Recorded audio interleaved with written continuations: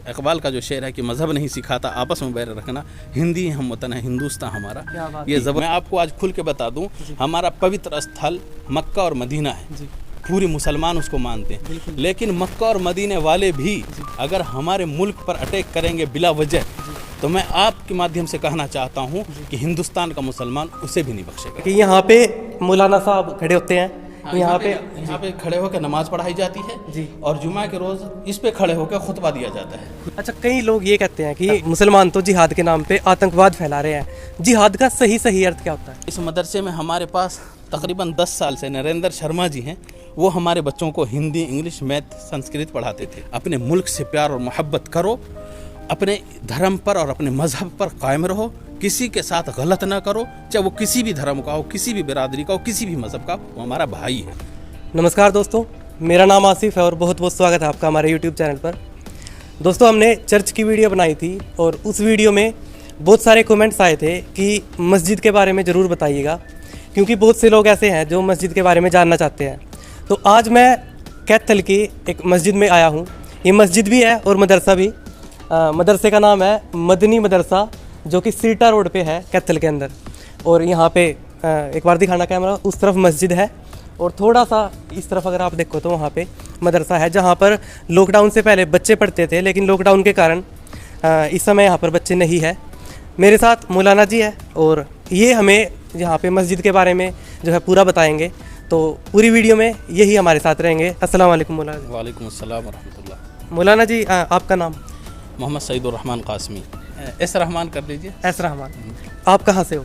मैं बिहार से हूँ। बिहार से हो। यहाँ कब से हो आप? मैं यहाँ 2004 से हूँ जी। और हमारे जो हेड हैं जी, अमीरुल हिंद और सदर जमीयत उलमा हिंद मौलाना अरशद मदनी के निगरानी में मैं यहाँ काम कर रहा हूँ। सबसे पहले मस्जिद में आने के बाद क्या करते हैं? सबसे पहले मस्जिद में आने से पहले, मस्जिद में दाखिल होने से पहले हम वज़ू बनाते हैं जी। और अगर ज़रूरियात ज़िंदगी हो, कोई हाजात हो, तो उसको हम पहले करते हैं, फिर उसके बाद वज़ू बनाते हैं। वज़ू बनाने के बाद हम मस्जिद के अंदर जाते हैं और नमाज़ अदा करते हैं जी। और एक बार अगर इस तरफ आना, तो ये स्थान है जहाँ पर वज़ू का प्रबंध किया गया है। यहाँ वज़ू करते हैं। तो ये मैं एक बार दिखाना चाहूँगा कि यहाँ पर टुंटियाँ लगी हैं। तो यहाँ पर वज़ू का मतलब होता है कि अपने हाथ पैर धोना। हाथ पैर धोना, कुल्ली करना, नाक में पानी डालना, और जो हमारे कि अपने आप को पाक करना वज़ू का मतलब होता है। जी। अच्छा, उसके बाद जो नमाज होती है हमारी, वो 5 टाइम की होती है। 5 टाइम की नमाज़ें होती हैं जी। उनका समय और नाम क्या क्या है उनका? सूरज निकलने से तकरीबन 20 मिनट पहले जो हमारी नमाज होती है सुबह की, सबसे पहले उसको हम फजर बोलते हैं। फजर की नमाज। फजर की नमाज बोलते जी। हैं। उसके बाद फिर दोपहर में जी 2 बजे हम ज़ोहर की नमाज़ पढ़ते हैं। उसके बाद फिर शाम में 5:45 बजे अभी हम असर की नमाज़ पढ़ते हैं और फिर सूरज डूबने के 5 मिनट के बाद हम मगरिब की नमाज़ पढ़ते हैं जी। और उसके 1.5 घंटे के बाद हम इशा की नमाज़ पढ़ते हैं। तो कुल मिला के 5 टाइम की अल्लाह ने हमें कहा है जी। कि नमाज़ पढ़ो। जी तो उसके बाद ये यहाँ पे मस्जिद बनाई गई है, जी। जिसके अंदर आसपास के गांव के लोग नमाज़ पढ़ते हैं। नमाज़ पढ़ने आते हैं। अच्छा, कितने लोग यहाँ पर आते हैं नमाज़ पढ़ने के लिए? लॉकडाउन से पहले तो तादाद आती थी, अभी लॉकडाउन है तो बस 2-4 आदमी अभी आ रहे हैं। लॉकडाउन से पहले। और कितने गांव के लगभग आते होंगे आसपास के? आसपास गांव के जुमा में तकरीबन आ जाते हैं 50, 60, 70 जुमा को। ठीक ठीक, इतनी है आबादी। बाकी पूरे शहर के जो हैं ईद बकरीद की नमाज यहीं होती है। ठीक है, ठीक। अच्छा, ये बिल्डिंग आपने कब बनाई थी? ये बिल्डिंग तकरीबन 5 साल हो गए मस्जिद को बने हुए। ठीक ठीक। उससे पहले सिर्फ उससे पहले गुंबद खड़ा है। ईदगाह। ईदगाह से उससे पहले मतलब सिंपल नमाज नहीं होती थी इधर? जी। होती नहीं थी इससे हाँ, पहले? नमाज होती थी। नहीं, हर रोज जो पढ़ते हैं वो भी होती थी? कमरे में होती थी। अच्छा अच्छा अच्छा। तो ये है, एक बार आना यहाँ पे, एक बार चारों तरफ से दिखा दो कि ये मस्जिद होती है। कई लोगों को ये वहम होता है कि मस्जिद के अंदर कोई मूर्ति वगैरह या कुछ ऐसा होता है। हाँ, नहीं, हमारे मस्जिद के अंदर कोई फ़ोटो तक भी नहीं होता। किसी का फोटो भी नहीं? किसी का फ़ोटो नहीं होता। कुरान भी नहीं होता? हाँ, कुरान हाँ, कुरान होती है, किताबें होती हैं, हदीस की किताब होती हैं, उर्दू की किताबें होती है। उसको हर नमाज के बाद कुरान पढ़ी जाती है, हदीस की किताब पढ़ी जाती है, उर्दू की किताबें पढ़ी जाती है। किताबें होती हैं। किताबें वो भी मेरे ख्याल से जिस टाइम नमाज पढ़ते हैं उस वक्त ही होती है, या फिर रखी ही रखी है परमानेंट? यहाँ परमानेंट कुरान रखी हुई होती है। आदमी आते हैं 5 वक्त की नमाज पढ़ने से, कुछ लोग नमाज पढ़ने से पहले भी कुरान पढ़ते हैं, कुछ लोग नमाज के बाद भी। ठीक है जी। अच्छा, ये यहाँ पे अगर आपको बताएं कि यहाँ पे मौलाना साहब खड़े होते हैं, यहाँ पे खड़े होकर नमाज पढ़ाई जाती है जी। और जुमा के रोज़ इस पे खड़े होकर खुतबा दिया जाता है ईद बकरीद को। जी हाँ। इसे हम सफ बोलते हैं। सफ। हाँ देखो एक बार और अगर आपको समझाएं कि यहाँ पर मौलाना साहब खड़े होते हैं जिस वक्त नमाज पढ़ाई जाती है। मौलाना साहब जैसे जैसे बोलते हैं पढ़ते हैं उनके हिसाब से ही जो लाइनों में सफ़ के अंदर लोग नमाज़ पढ़ते हैं वो उनको देख के उनकी आवाज़ सुन के जो नमाज के अंदर एक्शंस होते हैं उनको लेते हैं।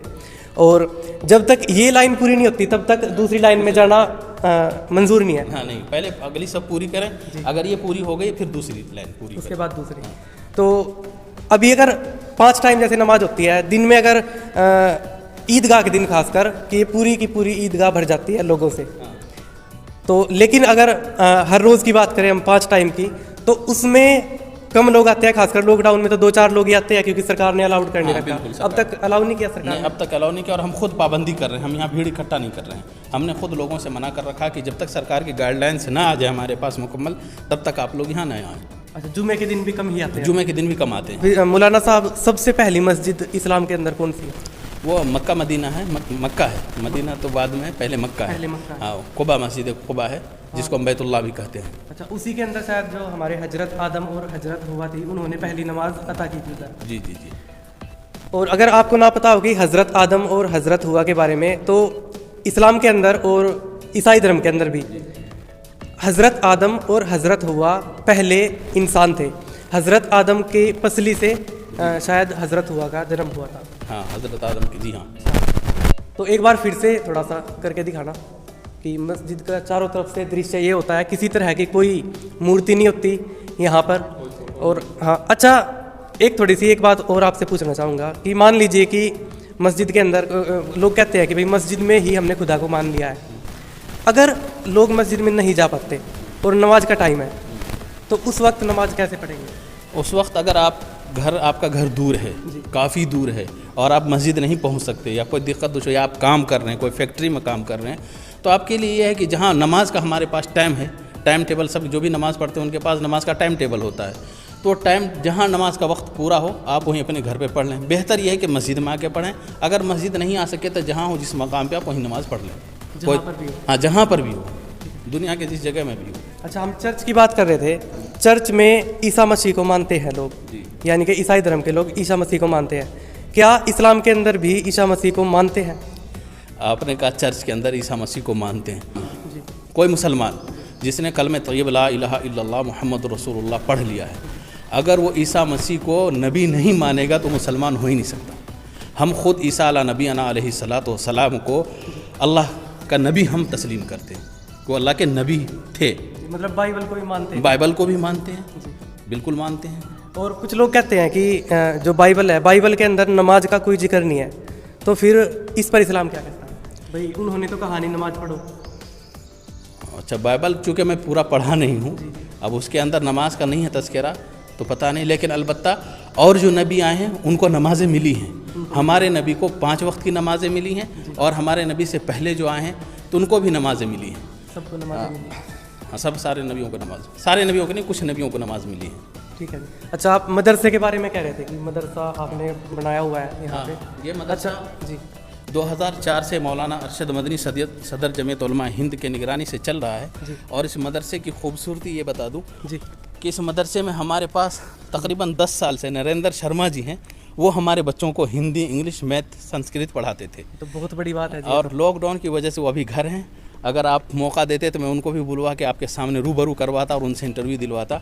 और हमारे पास कई हिंदू भाई के बच्चे उर्दू सीखने आते हैं और कई बच्चियां भी हमारे पास आके उर्दू सीख के गई हैं। अगर मुझे कोई ज़रूरत पड़ती है तो मैं उनके पास जाकर कुछ सीख लेता हूँ। ये तो हमारे हिंदुस्तान में कोई किसी तरह का कोई भेदभाव है नहीं। अगर अपने मुंह से बोलूँगा तो हो सकता है आपको लगे कि तारीफ़ कर रहे हैं मौलाना साहब। अगर आप टाइम दें तो मैं मास्टर जी को बुलवा कर उनसे इंटरव्यू करवा दूँगा। हमारे यहाँ कोई भेदभाव नहीं। और इस शहर कैथल ने जो प्यार और मोहब्बत दिया है, और इस शहर के लोगों के अंदर इतनी मोहब्बत और प्यार और भाईचारा इतना बड़ा, मैं बिहार से हूँ लेकिन यहाँ के लोगों के अंदर इतना बड़ा जज्बा है, कौम के अंदर, मिल्लत के अंदर, कि मैं बता नहीं सकता हूँ। और अल्लामा इकबाल का जो शेर है कि मज़हब नहीं सिखाता आपस में बैर रखना, हिंदी हम वतन है हिंदुस्तान हमारा, ये ज़बरदस्त चीज़ है हमारे मुल्क के लिए और हमारे भाईचारा के लिए। और सबसे बड़ी बात चीज़ है कि हमारा धर्म इस्लाम, कुरान सबसे पहले ये हमें अथॉरिटी और पावर देता है कि अगर तुम्हारे अंदर इंसानियत ज़िंदा है तब तुम्हारी मस्जिदें आबाद हैं, तब तुम्हारे मदरसे आबाद हैं, तब तुम्हारे खानकाहें आबाद हैं, तब तुम्हारी मंदिरें आबाद हैं, तब तुम्हारे गिरजाघर आबाद हैं। अगर तुम्हारे अंदर इंसानियत नहीं है तो ये सब चीज़ें तुम्हारे लिए कुछ नहीं है। तो सबसे पहले जो मानवता है, इंसानियत है।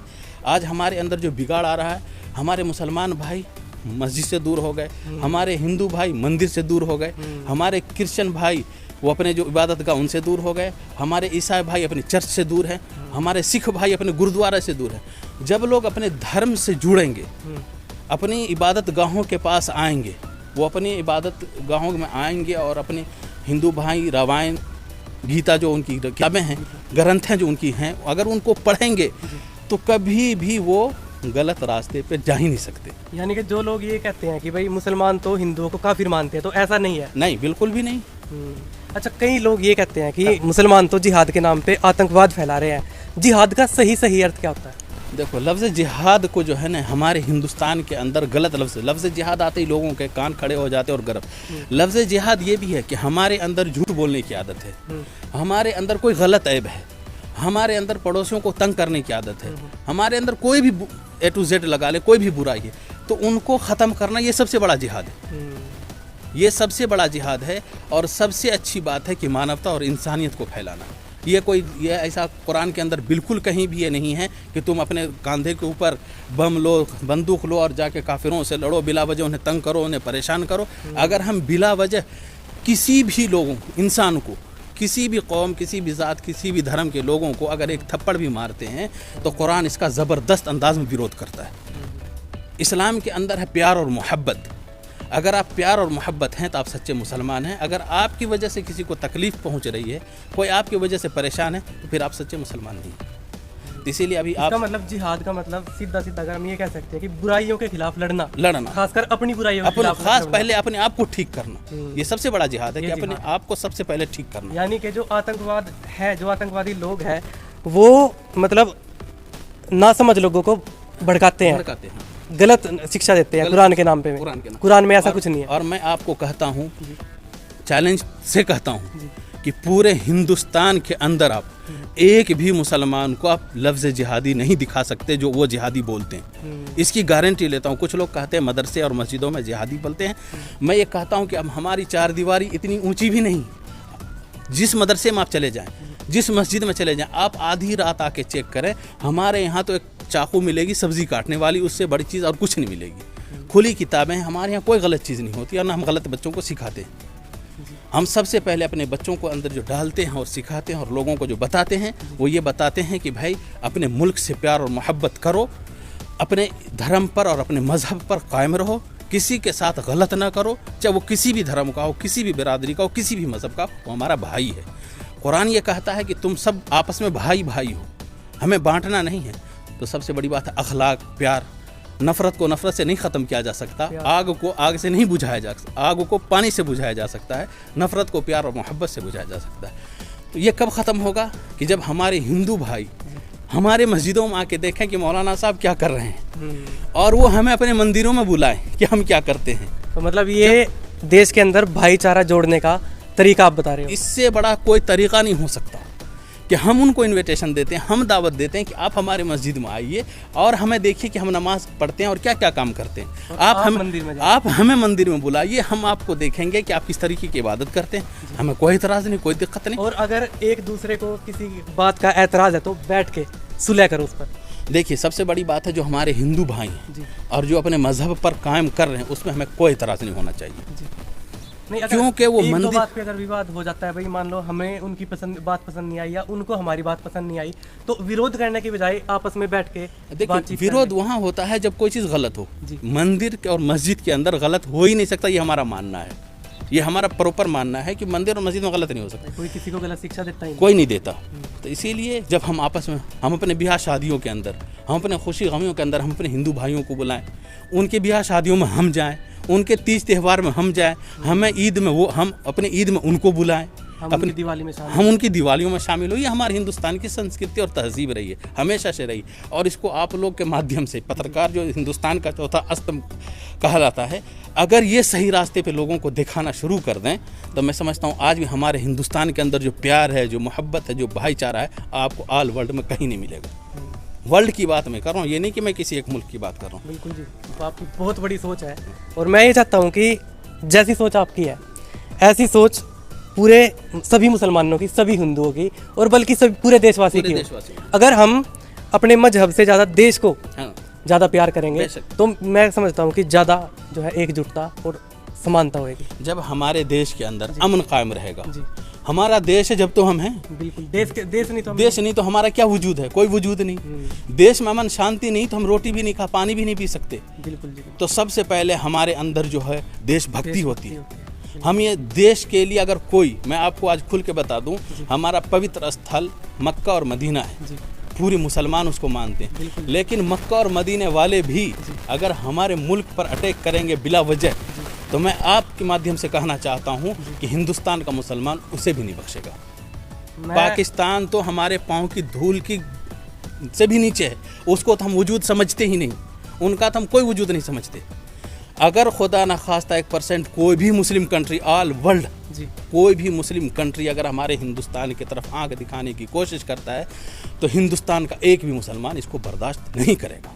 मौलाना साहब, आपके शब्दों ने रोंगटे खड़े कर दिए और मैं दिल से सलाम करता हूँ आपको। हम सबकी यही सोच है कि मुल्क में अमन है तो हम अमन। और मैं सरकार से भी और आम लोगों से भी चाहता हूँ, मेरे भाई, हमारी ज़िंदगी का कोई मतलब ही नहीं है जब तक कि हमारे अंदर प्यार मोहब्बत ना हो। कितनी दिन की ज़िंदगी होता, अभी कोरोना काल आपने देखा, अच्छे लोग मिनटों में चले गए। अगर हम अच्छे काम करके जाएंगे तो लोग हमें अच्छे कहेंगे, याद करेंगे कि हाँ था कोई मुल्क में रहने वाला। तो मैं सब तमाम मुल्क वासियों से अपील करता हूँ, प्रार्थना करता हूँ और सबको हाथ जोड़ के बोलता हूँ, भाई हम सब भाई हैं। अगर हमारे अंदर कोई गलत फहमियाँ पैदा हो रही हों तो बैठ के बात करें। अगर कोई मंदिर के अंदर या मस्जिद के अंदर या गुरुद्वारा के अंदर कोई गलत चीज़ डाल के कोई शरारती तत्व जा रहा हो तो उसे हमें क्या करना, लड़ना नहीं। उसे हमें अल्लाह ने इल्म दिया, हम पढ़े लिखे, उसको सोचें ये चीज़ आई कहाँ से, जज्बाती हमें नहीं बनना। तो अगर हमारी सोच सही हो जाएगी, हमारी समझ सही हो जाएगी तो हमारे हिंदुस्तान जैसा सुपर पावर मुल्क कोई नहीं है। अगर हमारे मुल्क को अगर कमी हो रही है तो अनपढ़ लोगों से हो रही है, जो लोग समझदार नहीं हैं। अच्छा, लोग का ऐसा कोई तरीका है कि लोग झूठ के बहकावे में ना आए, ऐसा कोई तरीका? उसका सबसे बेहतर तरीका मैंने आपको बता दिया, एक दूसरे से मिलना जुलना। यानी कि अगर कोई झूठ फैला रहा है तो पहले उसकी एक तरीके से छानबीन करो, पूरी उसकी अपने बड़ों से हमेशा सलाह रहो, अपने बड़ों के टच में हमेशा रहो। जो हमारे हिंदू भाई हैं वो अपने बड़ों के टच में रहें, जो हमारे मुसलमान भाई हैं वो अपने उलमा के टच में रहें, अपने अइम्मा के टच में रहें। इंशाल्लाह कभी कोई नुकसान नहीं होगा। और मेरे पास शब्द नहीं है, मुझे नहीं पता था कि मेरे देश के अंदर ऐसे मौलाना भी है। मैं तो कई बार ये सोचता था, आ जाती थी मन में कि कहीं ना कहीं लोगों के अंदर, खासकर मौलवियों के अंदर, हाफिज़ के अंदर थोड़ा बहुत भेदभाव रहता है। लेकिन आपसे मिलके दिल खुश हो गया जी। और मेरे पास आज कोई पर्सन नहीं रहा था कि मैं जिससे आपका विरोध कर सकूं। मैं आपको कहता हूं आपके चैनल के माध्यम से, हिंदुस्तान का एक भी मौलवी, एक भी आलिम, एक भी इमाम ऐसा नहीं होगा जो मुल्क के लिए भेदभाव रखता होगा, जो अपने मुल्क में रहने बसने वालों के लिए भेदभाव। हमारा काम होता है हम लोगों को मोहब्बत और प्यार बांटते। हमारा काम ही, हमारे आक़ाए मदनी सल्लल्लाहु अलैहि वसल्लम ने जो हमें रास्ता दिखा के चले गए, और उसके बाद हमारे पीर मुर्शिद और हमारे जो अमीरुल हिंद, जिनके सरपरस्ती में मैं काम कर रहा हूँ, हज़रत मौलाना अरशद मदनी, अल्लाह उनको सेहत और तंदुरुस्ती अता फरमाए, उनकी इतनी बड़ी फ़िक्र है, इतने बड़े जलसे जुलूस करते हैं। मैं आपको बता दूँ, आपको यकीन नहीं होगा, हज़ारों की तादाद में वो हिंदू बच्चों का केस लड़के वो हिंदू बच्चों को जेल से बाहर किया है। एक दो नहीं, हज़ारों बच्चों का वो जो बच्चे नाहक जेल में चले जाते हैं, और हज़ारों हिंदू भाइयों का, माँ बहनों का उन्होंने उनके घरों पर छत डाला है, उनके घरों तक राशन पहुँचाया है। वो भेदभाव ज़रा सा भी नहीं देखते। वो हिंदू, मुस्लिम, सिख, ईसाई सबके लिए दिन रात काम करते हैं। हमें वो यही सिखाते हैं कि तुम हर एक के लिए काम करो। तुम्हारे जीने का मकसद यही होना चाहिए कि तुम इंसान के लिए जियो, इंसान के लिए जियो, देश के लिए जियो, और उस मालिक को हमेशा याद रखो। उस मालिक को हमेशा याद रखो। उसको नाम कुछ भी दो, उसकी नाफरमानी ना करो जी। उसके हमारे जो हिंदू भाई हैं उसको राम कहते हैं, क्रिश्चियन लोग गॉड कहते हैं, हम उसको अल्लाह कह देते हैं, ईश्वर कह देते हैं, भगवान कह देते हैं। वो नाम अलग अलग है लेकिन वो एक है, वो एक है। बिल्कुल जी। तो मेरा आप सभी से अंतिम में मेरे दो शब्द कहना चाहूँगा कि जितना हो सके नफ़रत को फैलाओ ना। अगर आपके दिल में थोड़ा बहुत प्यार है ना, तो उसको लोगों को दो, ताकि लोग आपको याद रखें, सदियों सदियों तक याद रखें।